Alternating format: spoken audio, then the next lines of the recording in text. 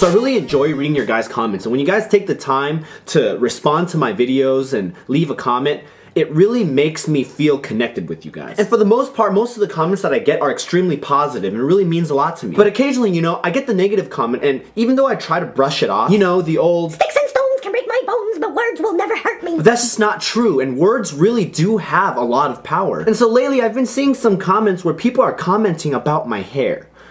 Or lack of hair. And even got to the point where my good friend Han stepped in for me and said, "Look guys, Frank knows, okay? You don't have to be a jerk in the comments." And I really appreciated that. And you know what I realized is, even though it still hurts, I can either run from it or learn from it. And so let's get a few things straight first. One, yes, I am losing my hair. And two, yes, I know. If you guys remember from some of the old pictures and home videos that I've shown you guys, I was a kid that always had a full, thick head of hair. It was so thick, in fact, that as a kid, my mom used to cut my hair with a straight razor blade because scissors just weren't cutting it. Get it?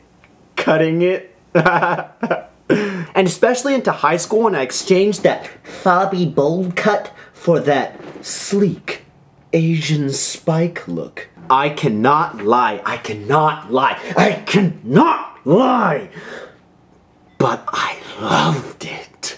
It's true. I love my hair so much that almost every single time that I went out, it had to be done perfectly. And I mean, I was obsessive. Did you see how perfect every single spike had to be in its exact right place in this universe? I mean, every single day before school, I would spend at least 20 minutes doing my hair. And I always start by using some obscene amount of gel, just like absolutely lathering my hair with gel. And then I would make sure to massage it deep into my scalp, and then I'd follow that up with one of these hanging upside down, shaking your head things to get each and every spike to stand straight up, and then finish that off with blow drying in place. And sometimes I'd spray a little hairspray to keep it there. It was like concrete. And so it'd be such an extremely rare thing to see me out and about without my hair done. And normally when it was done, and it had the tensile strength of steel and I was out and about,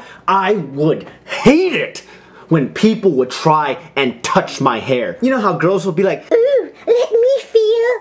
No, you know, no. This is out of bounds.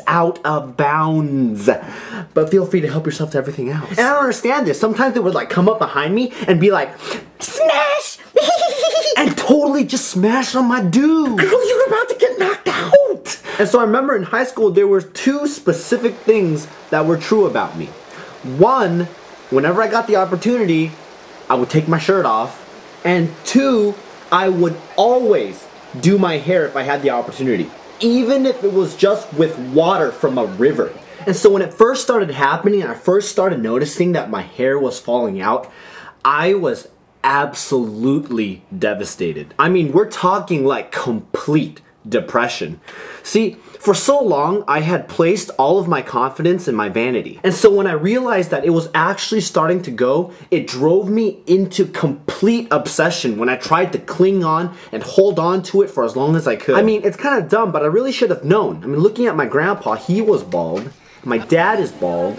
But it's not like when I was a kid, I was looking at them and thinking, oh shoot, if I observe the genetic trends of the males within my ancestry, and the propensity for male pattern baldness, there's a greater than 3 sigma possibility that I'm gonna be bald too. You see, nobody does that. And so it ends up being one of those things that you take for granted until it's gone. A lot like good health, a job, loved ones, safety. And so the biggest thing that I took away from all of this is everything in this life is temporary. And especially when it comes to appearances and youth, it is all temporary. And if you put your stake in that, it is guaranteed that you will be disappointed. And what I also learned is that the hair, the appearance does not make the person. And that goes along with everything else too. The possessions, the salary, the job, the status, none of that makes the person. Now, don't get me wrong, there's nothing wrong with those things, and I'm like the next person, I want to look good and feel good too.